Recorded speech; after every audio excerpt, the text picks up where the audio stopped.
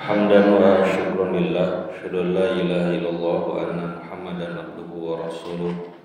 Amma ba'du. Babu shadaqatit tatawwu'i. Bab sedekah tatawwu. Sebagaimana diketahui bahwa sedekah di dalam pengistilahan Al-Qur'an dan Al-Hadis itu terbagi kepada dua. Yang pertama ada sedekah wajib, yang kedua ada sedekah tatawwu. Yang dimaksud dengan sedekah wajib ada yang disebut zakat, yang kedua ada yang disebut dengan nafaqah atau nafkah. Zakat itu ada bermacam-macam, ada zakat mal, ada zakatul fitri. Nanti zakat mal terbagi-bagi, ada zakat perhiasan, ada zakat simpanan emas dan perak, ada zakat perdagangan, ada zakat pertanian, ada zakat barang tambang, ada zakat barang temuan. Kemudian yang namanya sedekah tatawwu ini sedekah yang sunat hukumnya, artinya bukan zakat, bukan nafkah.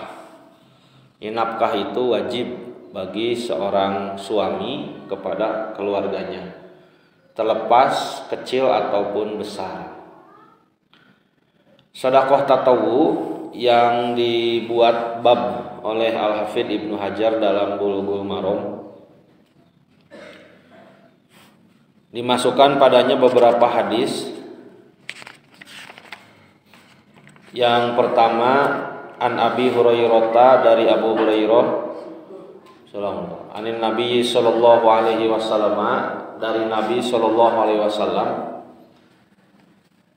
qala, Nabi bersabda, sab'atun, ada 7, yudhilluhum, Allah akan yudhilluhumullahu, Allah akan memberikan naungan, fi dhillihi, pada naungannya, yauma la dhilla illa dhilluhu, di hari tidak ada naungan kecuali naungan Allah.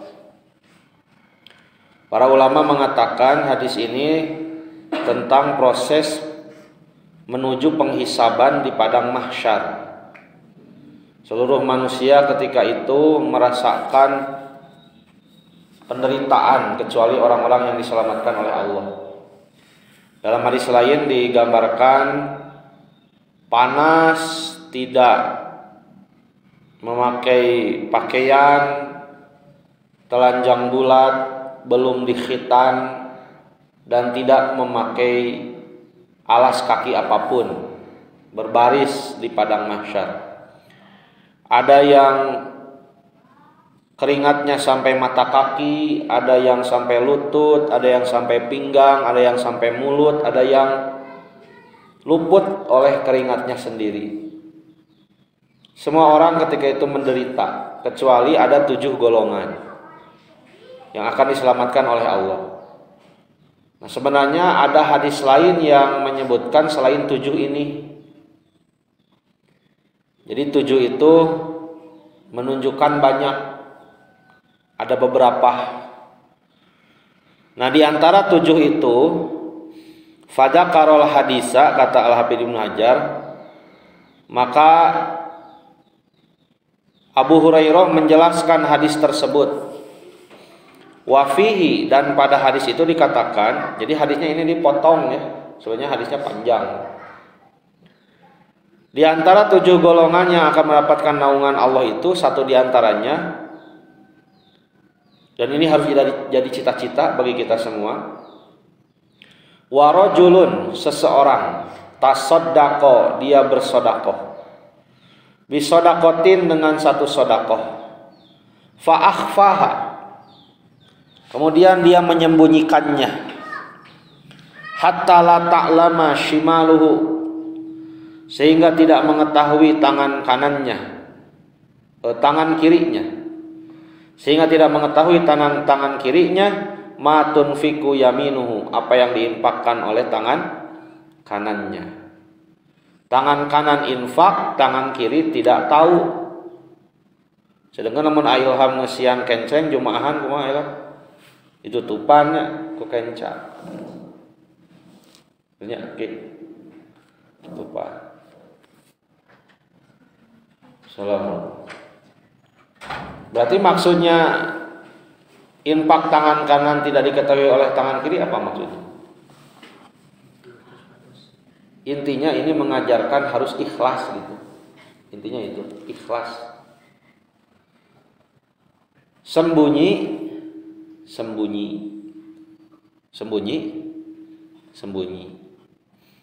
Bagaimana kalau ditampakkan orang lain tahu kita infak, boleh tidak? Boleh, asal ikhlas. Jadi intinya ikhlas. Hanya saja golongan ini ingin menjaga keikhlasannya. Nanti beda lagi dengan zakat. Kalau zakat mah harus terlaporkan. Lebih baik zakat mah dilaporkan, ada laporan keuangannya.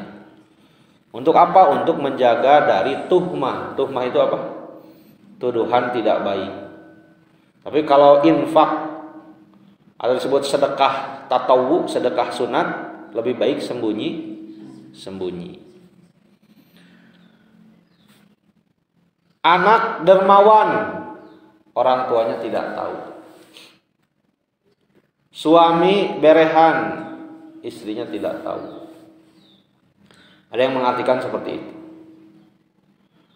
Boleh juga ditampakkan. Apa maksudnya kalau ditampakkan? Memberikan contoh atau teladan, boleh. Atau bisa juga kata para ulama ditampakkan itu memberikan pelajaran kepada yang bakhil. Nu pedit, kurang diberi contoh. Tah, tiana 10 juta, tiana teh sabaraha. Nah, orang yang pelit itu dikasih pelajaran. Cek nu pedit teh ria ente. Ana mah ria-ria ge mere, ente mah ria-ria teu mere. Teureuna gitu. Jadi ukuran ria dan tidak itu bukan masalah ditampakkan atau tidak. Tidak bisa kita menghukumi yang ditampakkan infak pasti ria dan yang disembunyikan pasti ikhlas, tidak. Itu masalah hati. Nah, maka golongan ini berusaha untuk menjaga lebih baik daripada mengobati. Takut ya, makanya sembunyi. Yang kedua, an Uqbah bin Amirin. Dari Uqbah bin Amir, qala, ia berkata, sami'tu Rasulullah, aku mendengar Rasulullah sallallahu alaihi wasallam yaqulu. Nabi bersabda, kullu mri'in, setiap seseorang yang bernaung, fi dhilli sadaqatihi, di bawah naungan sedekahnya, hatta yubsola bainan nas, hingga diputuskan perhitungan antara manusia. Rawahu Ibnu Hibban, hadis riwayat Ibnu Hibban, wal Hakim dan Al Hakim. Ini juga sama, sedang menjelaskan keutamaan dari sedekah. Sedekah itu bukan hanya bermanfaat nanti di akhirat ya, tapi sedekah itu akan bermanfaat di dunia. Orang yang sering mendermakan harta, baik zakat, infak, sedekah, akan disayangi, akan dibenci oleh sesama manusia. Akan disayang. Kita senang teman yang dermawan atau senang teman yang pelit? Yang dermawan. Orang lain, teman kita senang kita tidak kepada kita. Teman kita senang punya teman seperti kita. Maka pertanyaannya, kita pelit atau dermawan? Jadi harus adil ya. Harus adil ketika kita memberikan syarat kepada teman. Kita senang teman yang dermawan, senang teman yang murah senyum, senang teman yang soleh. Nah, sekarang pertanyaannya, Apakah kita menjadi teman yang disenangi oleh teman kita? Maka apakah kita dermawan? Apakah kita murah senyum? Apakah kita soleh? Atau punya permen saja disembunyi-sembunyi? Makan kerupuk pura-pura batuk. Nah, itu ya. Jadi kalau kata para guru bilang, apa yang orang lain kita inginkan dari mereka, lakukan dari kita untuk mereka. Urang teh babaturan hayang kumaha ka urang, tak urang heula ka manehna, ulah licik gitu. Kata Nabi, man la yarham la yurham. Yang tidak menyayangi tidak akan disayangi. Berarti sebaliknya, kalau ingin disayangi, dihormati, orang dermawan kepada kita, orang sayang kepada kita, kitanya dulu. Kemudian yang ketiga, an Abi Sa'idin Al-Khudri, dari Abu Sa'id Al-Khudri. Anin Nabi sallallahu alaihi wasallam, dari Nabi sallallahu alaihi wasallam, qala, beliau bersabda, ayyuma muslimin, siapa-siapa muslim, kasa, memberi pakaian, ngasih, tolong, kasa musliman sauban, memberi pakaian kepada muslim, satu baju, ala uryin, untuk menutupi aurat, kasallahu min khudril jannah, niscaya Allah akan memberi kepadanya pakaian dari pakaian yang berwarna hijau di surga. Al-khudru ya, hijau. Wa ayyuma muslimin, dan siapa saja muslim, at'ama musliman, memberi makan kepada muslim lain, ala ju'in, yang kelaparan, at'amahullahu, Allah akan memberikan makan padanya, min thimaril jannah, dari buah-buahan surga. Buah khuldi bukan? Kan khuldi di mana? Di surga, di neraka. Buah yang kata iblis, hei Adam, hei Adam. Kata iblis kepada hei Adam, kata Adam, hei iblis. Ini buah khuldi loh, buah yang akan menjadikanmu langgeng di surga. Katanya ada gosip tuh dari Allah, kamu akan diturunkan ke dunia. Mau kamu ke dunia? Mending di sini sama saya, kata iblis. Benar gitu kata iblis, kata Adam. Benar, sok makan. Nanti kamu tetap sama kita di sini. Jadi buah khuldi itu di surga apa di neraka? Surga, neraka? Surga ya. Makanya dilarang sama Allah, jangan dekati pohon ini. Silahkan Anda makan apa saja, satu saja ini. Kan orang-orang yang pikirannya kotor ya, masa Allah itu begitu, surga kok ada batas-batasnya. Itulah ujian ya, ujian dari Allah Subhanahu wa taala. Kan semua nikmat itu dari Allah ya, tenun. Kenapa harus ada haram, harus ada makruh? Makanya mereka daging babi dimakan. Ini juga katanya nikmat dari Allah. Cikoco diminum gitu ya. Ini juga nikmat dari Allah. Ya kan, minuman keras itu kadang cikolomeran kan, difermentasi supaya jadi alkohol. Kata Rasul, siapa yang kasih pakaian ya ke muslim, ngebantu, seperti saudara kita yang tertimpa musibah di mana? Cianjur. Mana lagi? Semeru. Mana lagi? Garut, Tasik. Sebentar lagi Pangalengan. Kalau Pangalengan tidak istighfar ya, tidak minta tobat kepada Allah. Dan siapa yang kasih makan saudara? Punya teman, orang lain jajan, dia diam saja di kelas. Ditanya, kenapa tidak jajan? Ah, enggak. Bawa uang? Tidak. Yuk sama saya. Nah, dia kasih makan temannya. Maka kata Allah, akan diberi pakaian di surga dan akan diberi buah-buahan dari buah-buahan surga.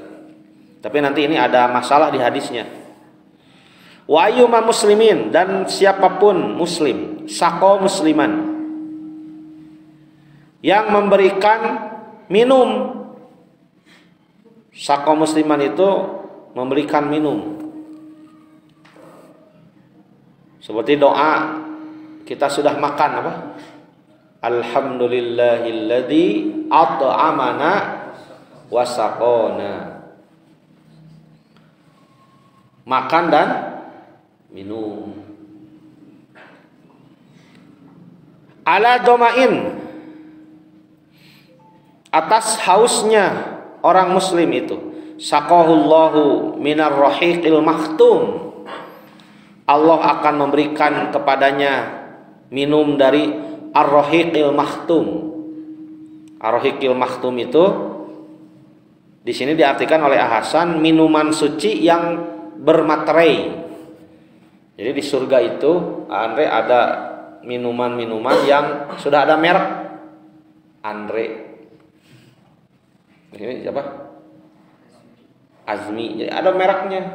Angki, Adam, Ilham Muzaffar, itu Nazwa, Andini, itu ada mereknya semua. Pokoknya semua yang mengaku muslim di dunia, di surga semua merek namanya ada. Termasuk di neraka juga ada kita. Makanya kata Nabi, ketika kita ke neraka, bagian-bagian kita yang di surga dikasih orang yang dapat bonus-bonus dari jariah, bonusnya itu kan, kemudian dari ilmu yang dimanfaatkan. Jadi kata Nabi, ketika seseorang masuk ke neraka, bagiannya di surga diberikan kepada yang lain. Toh ketika juga kita masuk ke surga, bagian kita di neraka diberikan kepada orang lain. Nah, hanya saja hadis ini diriwayatkan oleh Abu Dawud pada sanadnya layyinun. Ada kelemahan atau linun ya. Tapi di sini walaupun hadisnya lemah ya, nanti kita bisa cari hadis-hadis yang lain yang semakna. Memang benar orang yang menolong muslim lain akan ditolong oleh Allah. Seperti Rasul bersabda, wallahu fi aunil abdi makanal abdu fi auni akhi. Allah akan nolong seorang hamba kalau ia nolong saudaranya. Makanya kalau kita banyak yang harus ditolong sama Allah, umpamanya banyak hutang, belum punya pekerjaan, belum punya jodoh, apalagi banyak masalah. Nah, posisikan diri kita pantas untuk ditolong sama Allah. Sekali lagi, posisikan diri kita pantas untuk bisa ditolong, untuk pantas ditolong sama Allah. Kumaha caranya sangat diri orang teh pantas ditulungan ku Allah. Maka cara di antara berbagai cara itu, sedang sulit harus bantu sama orang. Itu rumus dalam Islam. Sedangkan logika berkata boro-boro nulungan batur, pan urang ge tulunganeun soalnya gitunya di masyarakatnya. Boro-boro nulungan batur cenah. Ajmi abdi ge cenah tulunganeun, kewe cenah nulungan batur mah. Salah. Islam mengajarkan tolong orang. Nanti kamu ditolong sama orang, sama Allah. Sama Allah. Sedangkan Allah itu pemilik orang-orang ya dan semesta alam. Maka Allah yang akan menggerakkan hati, Allah yang akan menggerakkan semesta untuk menolong kita. Kita nolong seseorang, tiba-tiba Allah menggerakkan hati pihak yang lain, gerakan oleh Allah, tuh tolong si anu yang sudah menolong saudara, kan bisa. Itu orang yang gaul sama orang soleh, jangankan manusia, hewan saja akan barokah. Jadi orang soleh itu berkahnya luar biasa. Contoh, tahu kisah Ashabul Kahfi yang mereka ditidurkan di dalam guha itu ya, berapa tahun? 350 sekitaran. Nah, kan ada yang nunggu di mulut guha. Hewan apa? Anjing. Ya. Anjing itu diam di mulut guha. Betul? Nah, kemudian anjing itu disebut-sebut dalam Quran. Tidak ada anjing yang lain yang disebut-sebut dalam Quran. Ada juga disebut-sebut sama anak-anak, ya anjing. Kata temannya, naon si Bagong. Jadi anjing dan Bagong sedang ngobrol gitu ya. Datang temannya, si setan gandeng. Oh, ini setan datang. Ini anjing kan hewan yang kalau masuk ke rumah, apa kata Nabi? Malaikat tidak akan mau masuk. Betul? Itu sampai ke situ pikiran ulama. Kenapa Ashabul Kahfi anjingnya tidak mau masuk ke guha? Karena andaikan kata para ulama anjing itu masuk ke guha yang di situ Ashabul Kahfi tidur, malaikat tidak akan jadi nolong. Mereka tidak akan ditidurkan sama Allah, dan mungkin akan dibunuh oleh raja yang mengejar, kan sedang dikejar-kejar kan Ashabul Kahfi teh mata nyumput teh dititah nyembah berhala teu daekeun. Nah, hikmahnya itu jangankan kita, jangankan kalian, jangankan saya, anjing wae gaul jeung nu saleh mah barokah. Naon barokah? Terkenal di dalam Al-Qur'an. Makanya jangan jauh-jauh sama anak-anak soleh, sama teman-teman soleh, gitu ya. Bagaimana ciri-ciri orang yang soleh? Suka mengingatkan kita kalau kita salah. Udud ya udud, tong udud anla adkhona. Itu soleh babaturan dah. Udud ya udud, hayu. Garpit jarcok. Kalau sudah lulus ya silahkan ya, mau dijajarkan 10 ya. Gemel-gemelnya. Kalau masih dalam ikatan baiat santri ya jangan. Jadi hadis ini walaupun dhaif, ada hadis-hadis lain yang menguatkannya. Kemudian yang selanjutnya an Hakim ibn Hizamin, dari Hakim bin Hizam, anin Nabi sallallahu alaihi wasallam, dari Nabi sallallahu alaihi wasallam, qala, Nabi bersabda, al yadul ulya, tangan di atas, khairun, lebih baik, minal yadis sufla, daripada tangan di bawah. Maksudnya apa? Memberi lebih baik daripada menerima. Memberi lebih baik daripada menerima. Makanya bagaimana caranya ketika kita menerima, kehormatan tetap terjaga. Bagaimana caranya? Panjat Rasul teh tangan di atas lebih baik dari tangan di bawah.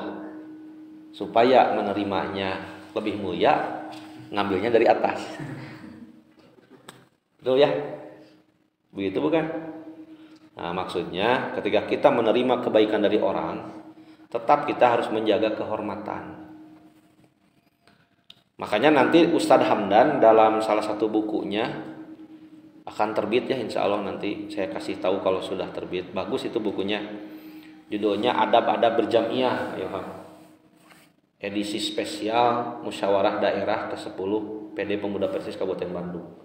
Satu di antara judulnya nanti ada judulnya hati-hati dalam menerima bantuan.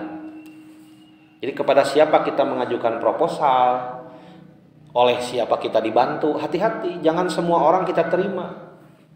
Masjid nih, Ada bantuan dari partai merah, merah. Datang partai kuning, kuning. Datang partai biru, biru. Jadi merah, kuning, hijau. Iya. Apalagi kalau banyak partai yang datang jadi Mejiku, Hibiniu. Tidak bisa seperti itu. Kita harus selektif menerima bantuan itu dari pihak-pihak yang tidak terikat. Tidak ada pamrih. Wabda bimang ta'ulu, kata Nabi. Tetapi mulailah dari orang-orang yang engkau tanggung. Wabda bimang ta'ulu. Maksudnya apa? Kalau angki mau ngasih kebaikan, jangan dulu orang jauh, orang yang dekat dulu. Itu wabda bimang ta'ulu. Tapi lebih baik yang jauh diberi, yang dekat apalagi. Yang jauh diberi, yang dekat apalagi.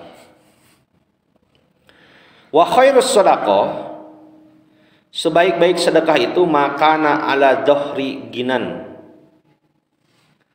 selebih daripada keperluan. Jadi sedekah itu selebih daripada keperluan. Wa may yasta'fif, barang siapa yang menjaga kehormatan, yu'iffahullah, niscaya Allah jaga kehormatannya. Nanti ada hadis tentang anjuran untuk tidak mengemis.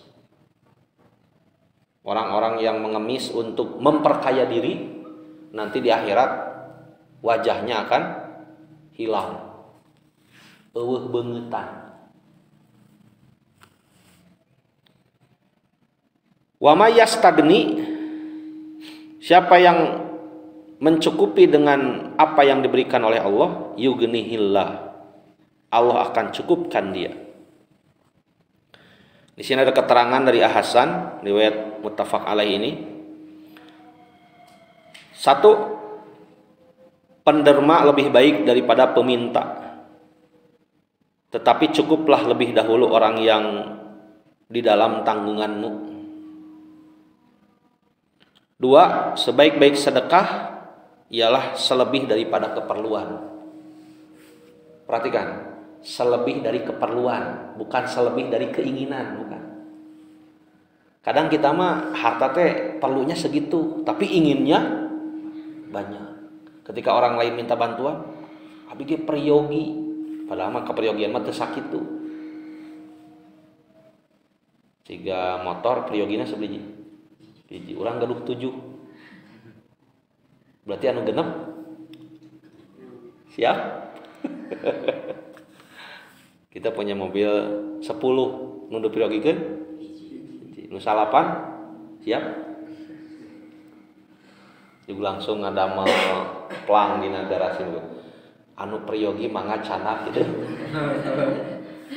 Masya Allah. Ya minimal tidak diberikan juga apa? Ketika orang lain sakit ya bisa pinjam. Orang lain mau nikah dan panganten mah kedah kanu saya ternyata rada gaya menjaga muruah ternyata gitu. Pak Haji namut sedan sakedap bade ka manten ya bade ngajajab abdi pun bapak teh aya maksad dah. Minimal seperti itu. Sekali lagi, sedekah itu lebih dari keperluan, bukan lebih dari keinginan. Jadi sakabeung mah aya harta nu urang teh hayang, tapi batur leuwih butuh, kumaha tuh? Sok pasihkeun. Nah, kain kapan sakuan? So, Andini, nah kain kapan teh sakuan? Kulantaran harta mau dibawa? Mau. Gitu. Makanya rajin-rajinlah sedekah. Barang siapa tidak mau meminta lantaran menjaga kehormatan, niscaya Allah pelihara kehormatannya. Insya Allah nanti kita lanjutkan hadis selanjutnya. Semoga di edisi pertama ini teman-teman dari Kurma semakin rajin bersedekah. Ya kita kecil-kecilan saja semampunya. ada makanan ya, jangan pelit sama teman. Insya Allah Allah yang akan membalas. Bahkan sebelum Allah membalas di akhirat, kita akan disayangi oleh teman. Demikian aku qouli hadza wa astaghfirullah li wa lakum. Assalamualaikum warahmatullahi wabarakatuh.